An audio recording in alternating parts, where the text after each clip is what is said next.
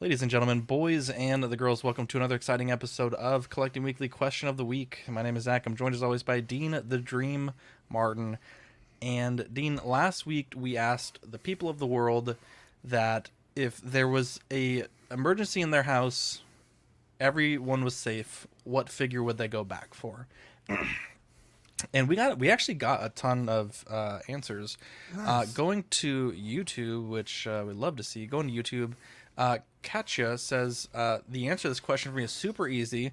My anxiety brain has already played through such scenarios, hoping it never gets to it. But I'm definitely going back to save the Asmus Thor's Battle of the Five Armies Thranduil, even if it means Yeah, risking my life. Very good that's choice a there. good figure to Very get. good choice. CM Chuck says, good call, Zach. It would be something that was difficult to obtain versus something pricey, but maybe readily available. Definitely something one of a kind. I've got a Stanley autograph from when I met him. Very personal. And then Chuck and the Just on a Friday Night account were saying no credit to Chuck. My apologies. That was Chuck's question last week. Mark Pearson says, my premium format exclusive Rogue. It's the one thing I've paid hundreds over retail for. I hunted for it for a long time. I think everything else is more replaceable. Maybe my CW sticker collection, those aren't replaceable.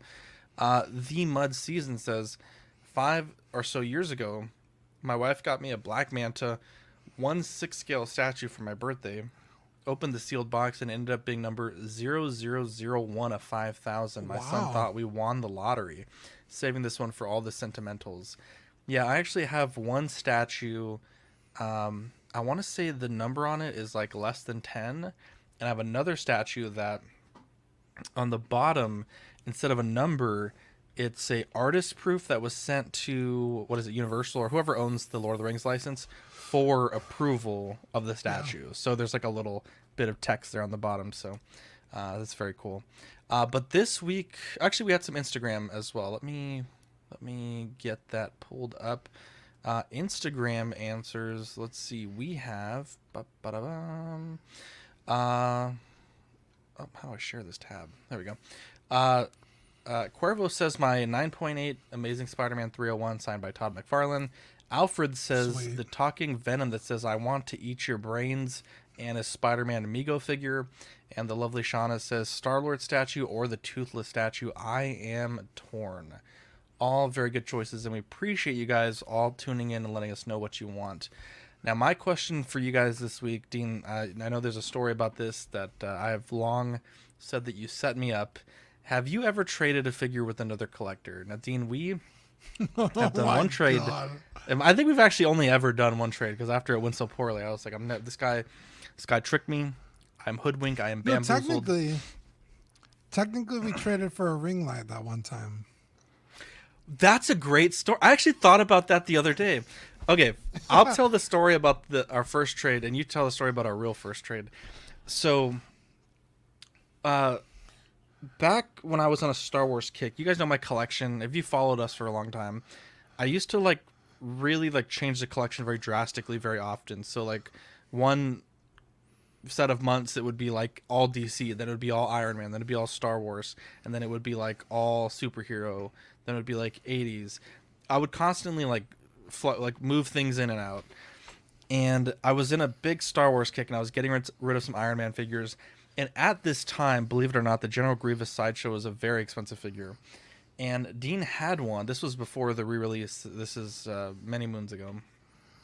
Dean had one and we offered to trade, and he came over and we were sitting down. He pulled out of the box, and Dean, the level of gentle that I was when I touched this figure's head sculpt, as if I was touching a newborn baby's soft spot. That's how gentle I was when I touched this No. figure's portrait, and his ear fell off. And at this point, we were still looking to do the trade. We hadn't really confirmed it, but I was like, I guess I can't back out now because Dean probably broke this ear at home and put a little drop of glue and brought it to my house.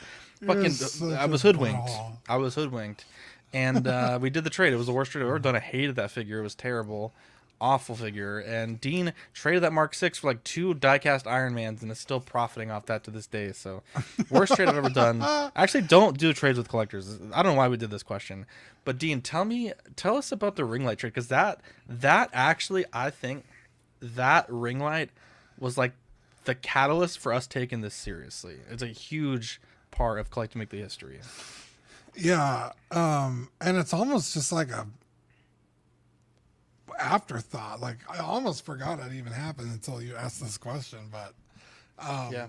Zach and I were asked to be members of a Facebook. What would you like? Admin team. It was community leaders. That's what they called it. Community leaders. So Facebook asked a bunch of community leaders all over Texas. No, it was all over the world. There was all over the world, but yeah. Yeah, so they were. There was like I think 50 obviously cities. all the ones. Yeah, there was like 50 cities in the world that were chosen for this, and San Antonio was one of them. And they picked people in those 50 cities that had large community followings, like either through podcasting or Facebook groups, Facebook pages, and essentially they handpicked us with. You say it's a lot, but it was only about maybe a dozen or 24 people total, and they would take us on all kinds of like, adventures. We would do like group meetings. We went to Facebook headquarters in Austin. We met the Flash. His little ding dong was flashing us almost. There's a picture of that on the group somewhere. And at these meetings, they always would cater, which is really nice. Like Mark Zuck has some good taste in catering. And they would also do door prizes that would help us with this, right? Like with streaming, with podcasting, with whatever. So like sometimes they give away a microphone. Sometimes they'd give away like a GoPro. Sometimes they give away blank, blank, blank. And then that's where you'll take it over. Yeah, so we go to this one, and it was, I think like both of us were kind of like, I don't know if we should go, or like, I don't think I'm going to make it. And then I was like, well, I'm not going to go if you don't go, and vice versa. And it was kind of like we almost didn't show up. And then we were both finally like, you know what, like, well, we're going to go. So we show up and we go to the meeting. They feed us. This pasta was talk delicious. to us. And yeah, it was Olive Garden, I think, catered. Olive Garden catering. Yeah. That's bad. I forgot about the tech, but I remember the food. It was good. Facebook headquarters. We had baked potato. One of my best baked potatoes I ever made. And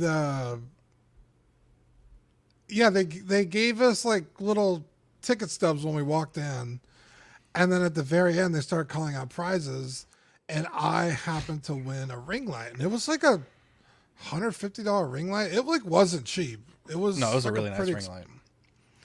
Yeah. And I was like, oh snap, like cool. I've never had a ring light before. And you were kind of like, fuck, I wanted to win a ring light. And you were like, let me have the ring light. And I was like, well, I mean, I want it. Like, I'm going to use it. And you were like, come on, man. Like, Victoria can use it. I can use it. And I was like, well, I mean, if you want the ring light, you're going to have to sweeten the, like, what am I getting? This shows how bad of a friend Dean is. Listen to the story. Listen to the story. I'm over trying to build an empire. I'm over trying to build a fucking empire. So listen to this story. Listen to this shit, guys. You know, I got bamboozled twice by you. How dare you?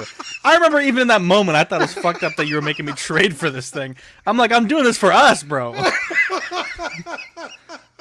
I had just finished this amazing Han Solo custom. I'm talking like Hot Toys smiling portrait.